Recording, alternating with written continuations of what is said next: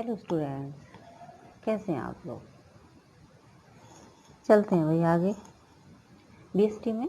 आज एक नया टॉपिक लेकर के, इससे पहले हमने आपको प्लानिंग पढ़ाया था, क्लियर हो गया होगा शायद। तो प्लानिंग के बाद आज पढ़ाते हैं हम आपको ऑर्गेनाइजिंग। ठीक है, देखो मैनेजमेंट के ये फंक्शंस पढ़ रहे हैं हम।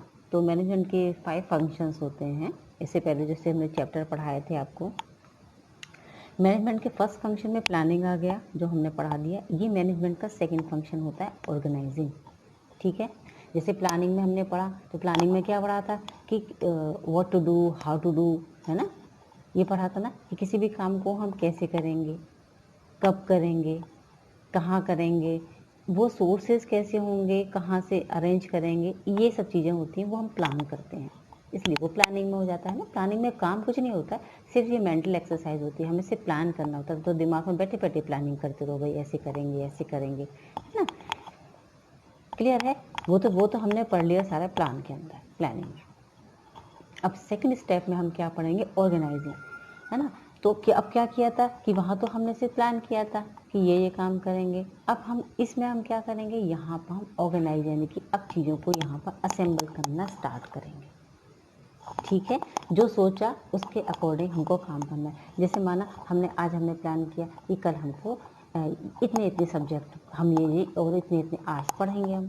ठीक है, ये तो हमने प्लान कर लिया। ऑर्गेनाइज क्या करेंगे कि उससे रिलेटेड मटेरियल ना, क्या क्या पढ़ना है। जैसे जो बुक पढ़नी है या आपको कोई प्रोजेक्ट बनाना है, तो उससे रिलेटेड जो मटेरियल आपको उस टाइम की ज़रूरत पड़ेगी, रिक्वायरमेंट का है, पेन है, पेंसिल, आपका जो भी सामान, आपका ज्योमेट्री का सामान रहता है, वो सब आप अपना एक जगह एक साथ इकट्ठा करके रखेंगे। उसे कहते हैं ऑर्गेनाइजिंग करना। ठीक है, ऑर्गेनाइज करेंगे नहीं तभी तो काम सिस्टमेटिक हो पाएगा। अगर ऑर्गेनाइज नहीं करके रखेंगे तो काम सिस्टम में कैसे हो पाएगा।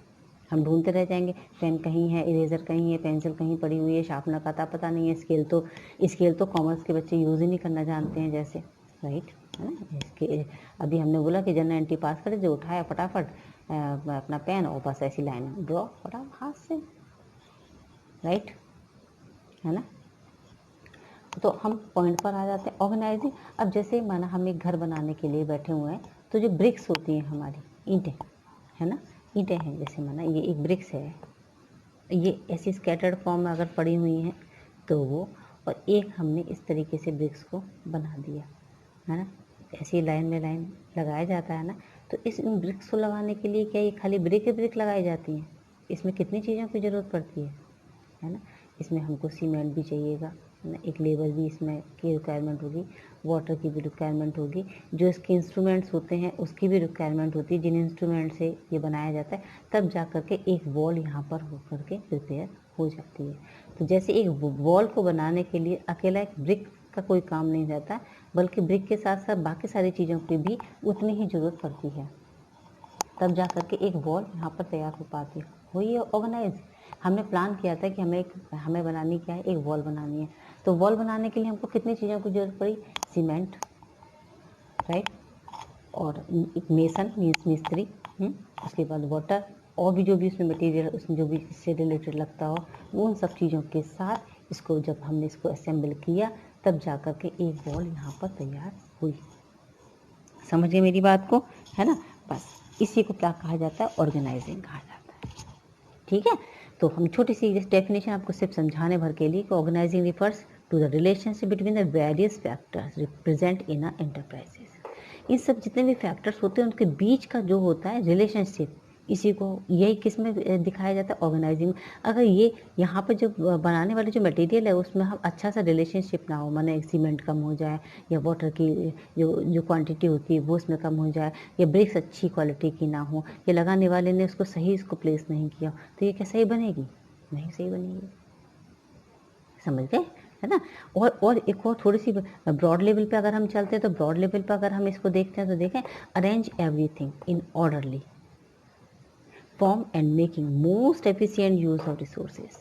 जितनी भी चीज़ें, थोड़ी सी भी चीज़ें हैं, लेकिन हम उसको बहुत अच्छे से एफिशिएंटली यूज़ करें, है ना। एफिशिएंटली वर्ड हमने पहले भी मैनेजमेंट के जब फर्स्ट चैप्टर हमने पढ़ाया था, हमने बताया था एफिशिएंटली यूज़ करें, कम कॉस्ट पर ज़्यादा प्रॉफिट। ठीक है, ज़्यादा पर ज़्यादा तो हो ही जाता है, लेकिन कम पर ज़्यादा, कॉस्ट कम हो और प्रॉफिट हमारा ज़्यादा हो जाए। जितने भी रिसोर्सेज हैं उनका प्रॉपर तरीके से यूज़ करें हम, ठीक है। तो उस और हम यूज़ कर क्यों रहे हैं? ऑर्गेनाइजेशन गोल को अचीव करने के लिए, ठीक है। जितना आप पढ़ें आप क्वालिटी टाइम स्पेंड करें अपनी बुक्स के साथ।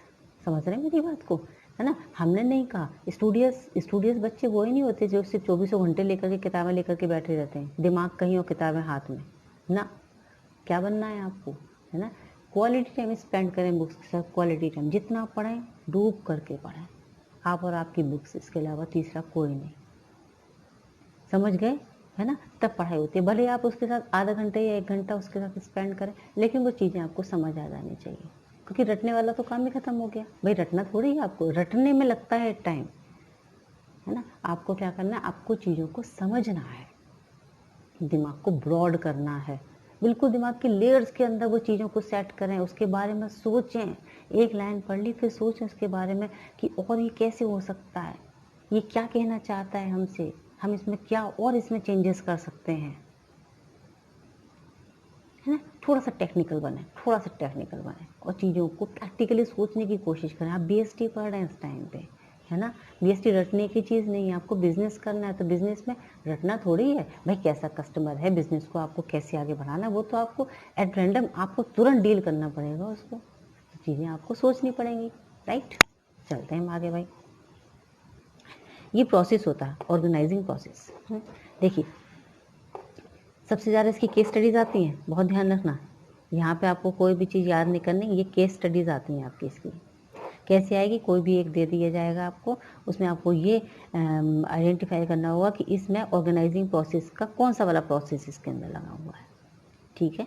देखो ऑर्गेनाइजिंग हम कर रहे हैं, प्रोसेस में नंबर 1 क्या, मैंने आप सबसे पहले क्या काम करेंगे, सबसे पहले क्या काम करेंगे, identify and division of work. सबसे पहले आप आइडेंटिफाई करें और अपने कामों को क्या करेंगे, डिवीजन कर लो, बांट दो, है ना। डिवीजन ऑफ वर्क बहुत इंपॉर्टेंट होता है। किसी भी काम को अगर हमें सक्सेसफुल बनाना है तो हमें डिवीजन ऑफ वर्क पर बहुत ध्यान रखना पड़ेगा। पहला स्टेप यही होता है हमारा, ठीक है ना, है ना। तो इससे क्या होता है कि काम का बर्डन किसी एक के ऊपर नहीं होगा, काम डुप्लीकेशन में नहीं होगा, है ना। कोई भी ये झूठ नहीं बोल पाएगा कि भाई मैंने नहीं किया, उसने नहीं किया, नहीं। उसकी क्वालिटी के अकॉर्डिंग, उसकी स्किल के अकॉर्डिंग उसको काम बांट दो, ठीक है ना। सब जगह होता है, आपके स्कूल में भी काम ऐसे डिवीज़न ऑफ वर्क है, बैंक में भी डिवीज़न रहता है, हमेशा हर जगह रहता है। ऐसा कोई भी जगह नहीं होती, ऐसा कोई भी ऑर्गेनाइजेशन नहीं होता जहाँ पर डिवीज़न ऑफ वर्क नहीं दिया जाता, ठीक है। चलें आगे, ये तो क्लियर है मेरी बात। सेकंड आ जाता है, सेकंड इम्पोर्टेंट है भाई आपका, ये आ जाता है ग्रुपिंग द जॉब्स एंड डिपार्टमेंटाइजेशन। देखो अब हमें क्या करना है, इन जॉब का ग्रुप बना देना है और उनको डिपार्टमेंट में सेट कर देना है। डिपार्टमेंट माने उनके अलग अलग डिपार्टमेंट मान दो। तो इसमें 2 तरीके के डिपार्टमेंट होते हैं, एक फंक्शनल डिपार्टमेंट होता है और एक डिविजनल। इसके बारे में डिटेल में हमें पीछे पढ़ाएंगे, इसलिए हमने नहीं बताया है इसमें। फंक्शनल डिपार्टमेंट तो ये होता है कि उसको अलग अलग डिपार्टमेंट में बांट करके कामों को किया जाए। एक ही काम हो रहा है ना, काम तो एक ही हो रहा है, लेकिन हमने उसको छोटे छोटे सब पार्ट्स कर दिए, है ना। जैसा सेल्स के लिए अलग एक डिपार्टमेंट बना दिया, परचेज के लिए अलग डिपार्टमेंट बना दिया, सेल रिटर्न अलग हो गई, परचेज रिटर्न अलग हो गई, या और फाइनेंस से रिलेटेड काम का अलग करवा दिया। इससे क्या होता है कि काम जो होता है वो ईजिली हो जाता है, प्रेशर नहीं आएगा किसी का भी किसी के ऊपर। ये फंक्शनल डिपार्टमेंट में आ जाता है, ठीक है। और डिविजनल डिपार्टमेंट में जो जो फर्म होगी वो एक नहीं बल्कि कई तरीके के प्रोडक्ट को तैयार करेगी, है ना। एक कंपनी होगी, कई प्रोडक्ट बन रहे होंगे, तो प्रोडक्ट पर डिवीजन कर दो उसका। जैसे कॉस्मेटिक अलग कर दिया, मेडिसिन अलग कर दी, है ना, या फिर जूसेस हैं वो अलग कर दिए, बिस्किट्स अलग कर दिए, केक अलग कर दिए, पेस्ट्रीज अलग कर दी। समझ गए मेरी बात को, ये हो जाता है। इसको कहते हैं ग्रुपिंग द जॉब्स एंड डिपार्टमेंटेशन जरूरी हो जाता है। डिपार्टमेंट आपके सेट होंगे अलग अलग, काम आपका आराम से होता चला जाएगा। बुक्स आपने एक जगह भर ली, है ना, और एक आपने बुक को अरेंज करके लगा दिया कि कॉमर्स की अकाउंट्स की बुक एक जगह हो गई, सारी बीएसटी की अलग हो गई, इको की अलग हो गई, उससे रिलेटेड कॉपीज़ उसके ऊपर ही इसके साथ ही हो गई। समझ गए, तो एक बुक क्लियर हो जाएगा, आपका ग्रुप बना दिया आपने, और एक आपने भर के रख दी, तो 1 घंटा तो उसमें पहले बुक्स ढूंढने में लग जाएगा आपको, कहाँ चली गई कहाँ चली गई, ठीक है। या फिर जैसे आप 2 या 3 भाई बहन हैं तो सारे के साथ सबकी बुक्स इकट्ठी रख देना, और एक अपनी अपनी बुक्स एक एक जगह रख देना, समझ गए, अलग अलग रख ली, तीनों भाई बहनों का अलग अलग बुक्स हो गई। फिर उसमें भी आप लोगों ने अपनी अपनी बुक्स अपने सब्जेक्ट के अकॉर्डिंग रख ली। देखो काम कितने सिस्टम में हो जाता है। इसलिए ये ज़रूरी नहीं है इसमें कि बहुत बड़ा घर होना चाहिए हमारा, नहीं, वो जो छोटे घर से भी हो जाएगा आराम से। आपको तरीका होना चाहिए कि आप किस तरीके से उसको काम को अपना सेट कर रहे हैं और क्या क्या कर रहे हैं उसके अंदर। बहुत छोटी सी जगह में, बहुत छोटी सी कबर्ड में भी सेट हो जाएगा। ठीक, चलते हैं भाई third point, assignment of duty. भाई अब हो गया सीधा सीधा, जब आपने सब ये बांट दिए, सबको ग्रुप दे दिए, उसके हिसाब से उनकी ड्यूटी सेट कर दें, है ना। जैसे एक प्रोडक्शन मैनेजर बना दें, एक सेल्स मैनेजर बना दें, ड्यूटीज उनको दे दें। ठीक है, चलते हैं आगे। ये तो क्लियर है, इसमें ऐसी कोई बात नहीं बताने वाली। आगे चलते हैं। एस्टेब्लिशिंग रिपोर्टिंग रिलेशनशिप बहुत इंपॉर्टेंट है। देखो रिपोर्टिंग रिलेशनशिप बनाना बहुत ज़रूरी है। आप टाइम टाइम पर उनसे रिपोर्ट लेते रहें कि काम अकॉर्डिंग टू गोल हो रहा है या नहीं हो रहा है, कि काम चलता है। जैसे कि एग्ज़ाम्स हो रहे हैं, जैसे एग्ज़ाम्स होते हैं, हाफ ईयरली होते हैं और एनुअल होते हैं, लेकिन हाफ ईयरली एनुअल के बीच बीच में भी टेस्ट होते रहते हैं। क्यों टेस्ट क्यों होते हैं? इसीलिए होते हैं ना, अब आपकी रिपोर्ट लेने के लिए कि जो पढ़ा रही है टीचर वो कुछ समझ में आ भी रहा है या आप पढ़ भी रहे हो या नहीं पढ़ रहे हो, समझ गए। इसलिए ये रिपोर्ट हम बीच बीच में रिपोर्ट लेना देना चलता रहता है कि ना ये जो भी हो रहा है वो हमारे ग्रुप गोल के अकॉर्डिंग है या फिर नहीं है। समझ गए मेरी बात को यहाँ पर।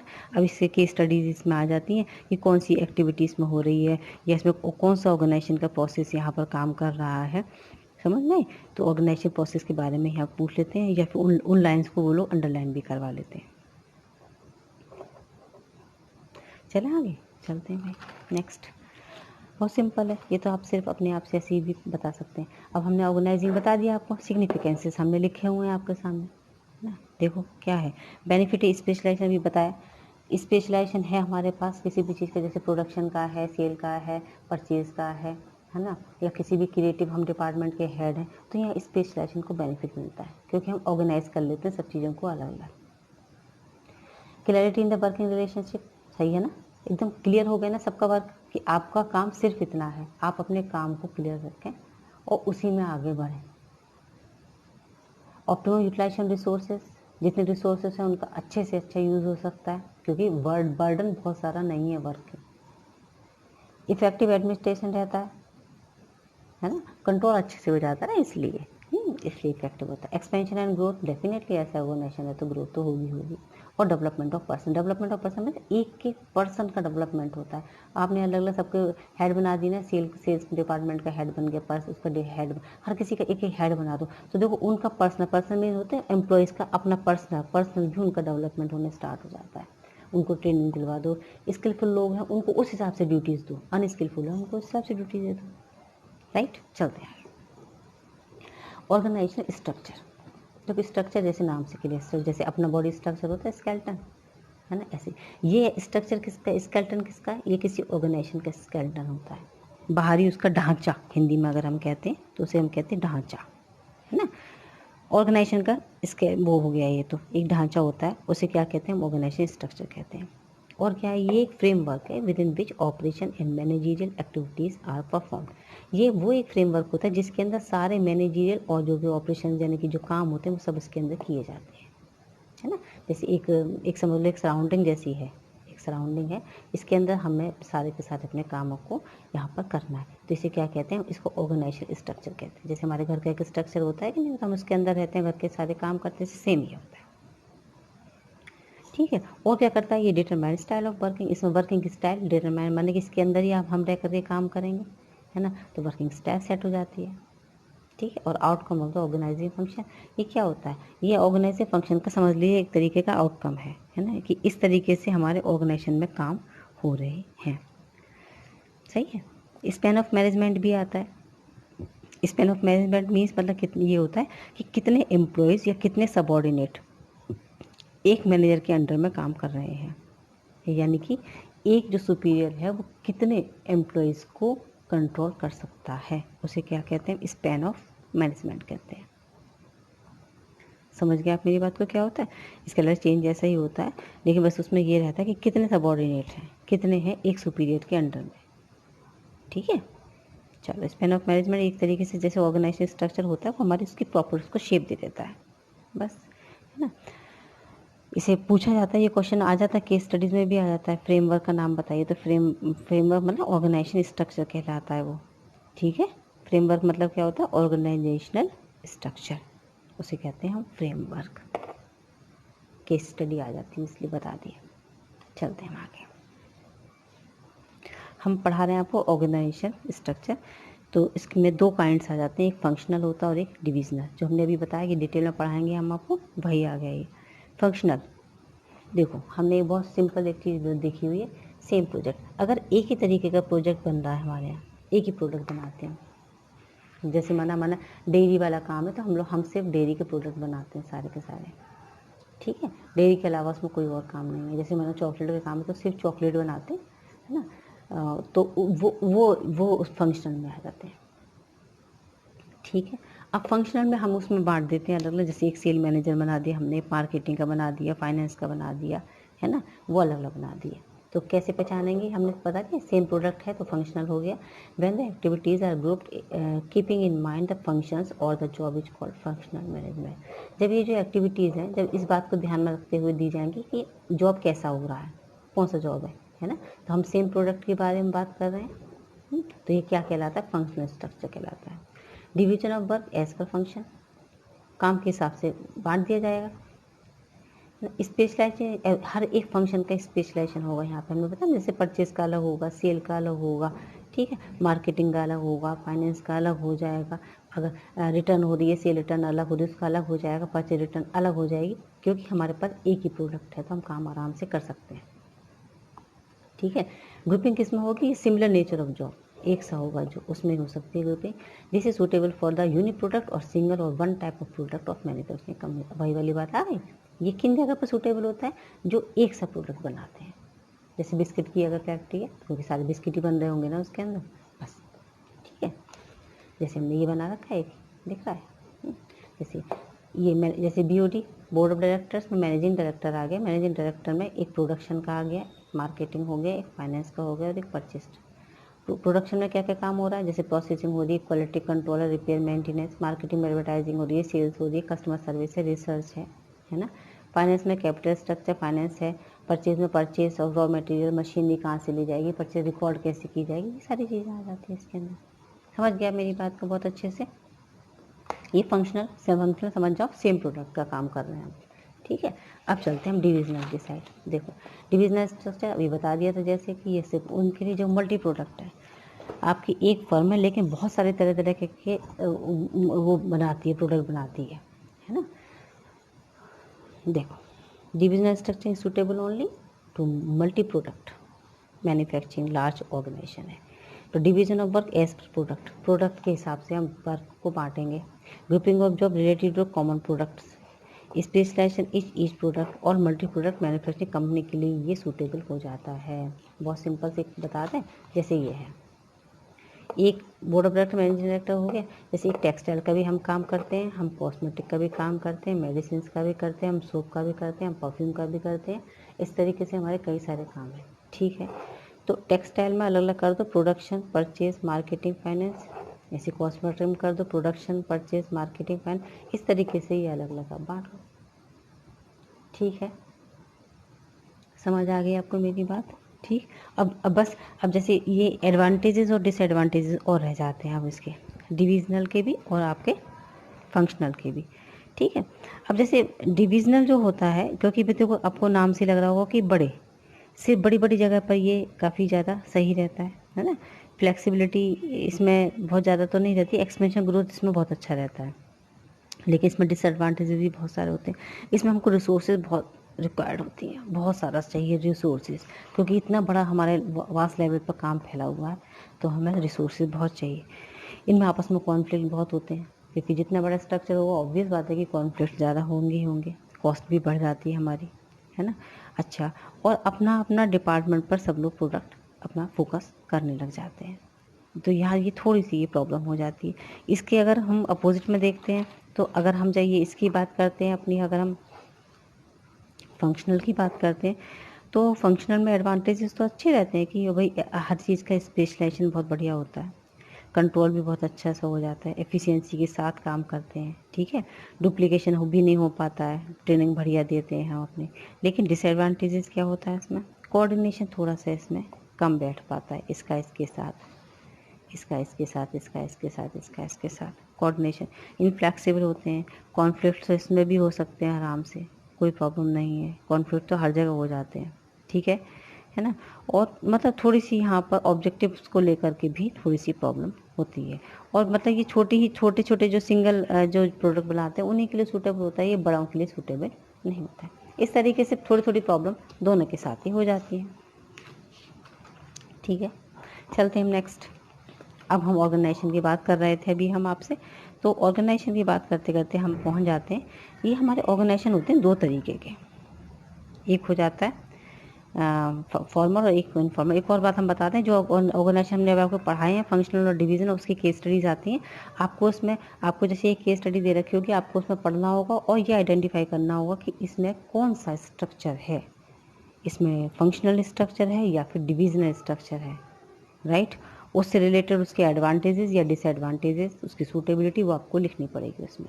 समझ में आ गए, इसलिए बहुत ध्यान से उसको पढ़ेंगे और समझेंगे कि वो उसमें फंक्शनल है या फिर उसमें ऑर्गेनाइजेशनल है, डिविजनल है। फंक्शनल अगर वो सिंगल एक ही प्रोडक्ट में काम करता हो तो फंक्शनल बोल देना, अगर उसमें कई सारे प्रोडक्ट के बारे में बात हो रही हो जो बनाते हैं वो लोग, तो वो डिविजनल हो जाता है, ठीक है ना। केस स्टडी को आप बहुत अच्छे से फोकस करेंगे, थ्योरी को रटने की कोशिश ना करें, समझें मेरे वीडियोस को आप देखें नहीं, बल्कि ये आप लीड लगाएं अपने ईयर्स में, और ये ईयरफोन जो होते हैं आपके, है ना, और सिर्फ बातों को मेरे सुनते चले जाएं आप, समझ गए। चलते हैं हम फॉर्मल और इनफॉर्मल ऑर्गेनाइजेशन पे आ जाते हैं हम। देखो फॉर्मल जैसे तो ये पढ़े हैं आप लोगों ने बहुत अच्छे से, एसएसटी में पढ़े होंगे, ठीक है, पर याद तो कुछ होगा ही नहीं। देखो फॉर्मल ऑर्गेनाइजेशन जैसे नाम से एकदम क्लियर है, फॉर्मल होते हैं पूरी तरीके से एकदम सिस्टमेटिक वर्क, एम्प्लॉयज एकदम अप टू डेट, है ना, बिल्कुल नपी तुली बातचीत सब कुछ। और इनफॉर्मल में तो भैया यहाँ बैठे वहाँ बैठे, यहाँ पढ़े वहाँ पढ़े, है ना, वो इनफॉर्मल हो जाते हैं, राइट। भाई हमने बहुत सारा नहीं बता करके आपको एक ना ये ऐसे करके हमने दो पार्ट में डिवाइड करके बता दी, बहुत अच्छे से समझ में आ जाएगा आपको। यहाँ पे देखो फॉर्मल क्या है, formed in a plan manner, एकदम प्लान तरीके से बनाया जाता है ना। और ये क्या है, ये क्रिएट स्पॉन्टेनियस, अचानक तुरंत ही बन गया, विदाउट एनी प्लानिंग, फटाफट बिना सोचे समझे, समझे। Work systematically to achieve group goal, work to get, भाई यहाँ तो सिर्फ हमको सेटिस्फैक्शन चाहिए, तो हम पढ़ रहे हैं, तो हम कर रहे हैं काम, तो यहाँ पर साइकोलॉजिकल सेटिस्फैक्शन के लिए काम किया जाता है।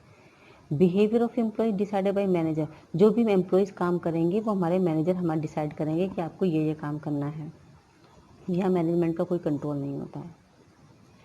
ये वेल डिफाइंड स्ट्रक्चर होता है एकदम, है ना, स्ट्रक्चर एकदम से सेट होगा यहाँ पर इसमें कोई भी स्ट्रक्चर ही नहीं होगा। कम्युनिकेशन का एक पथ एकदम फिक्स होगा यहाँ पर, किस तरीके से बात करेंगे हम अपने एम्प्लॉयज़ के साथ या फिर अपने सबऑर्डिनेट के साथ कैसे बात करेंगे, यहाँ पर कोई भी नहीं, कम्युनिकेशन के लिए कोई फिक्स पथ नहीं होता, ओरल कम्युनिकेशन भी आराम से हो जाता, कोई दिक्कत नहीं है। ये बहुत ज़्यादा स्टेबल रहते हैं क्योंकि फिक्स होते हैं, हर चीज़ एकदम से स्टेबिलिटी बनी रहती है, बहुत बहुत सालों तक चलते रहते हैं, पर ये बहुत स्टेबल नहीं रहते हैं। एम्प्लॉय जो होते हैं वो रूल्स रेगुलेशन पे स्ट्रिक्टली फॉलो करते हैं, और नहीं करते तो पेनल्टी भी लगती है।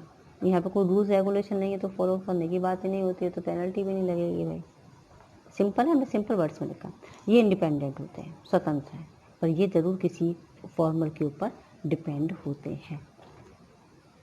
अथॉरिटी जो फ्लोज होंगी वो हमेशा टॉप से लेके बॉटम पर जाएंगी।